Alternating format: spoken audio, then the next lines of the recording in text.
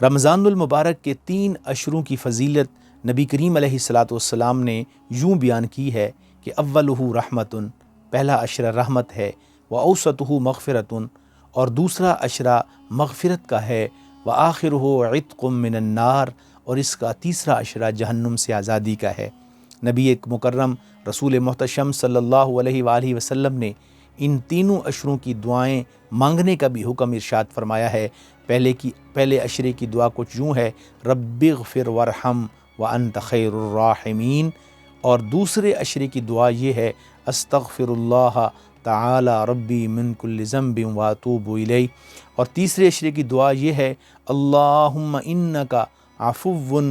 وتحب العفو فاعف عنا یا غفار یا غفار یا غفار۔ تو ہمیں چاہیے کہ رمضان المبارک کی ان بابرکت گھڑیوں میں ہر اشرے میں صبح دوپہر شام اٹھتے بیٹھتے یہ ہر اشرے کی دعا مانگیں، تاکہ اللہ تبارک و تعالیٰ کی رحمتیں ہمیں نصیب ہو سکیں۔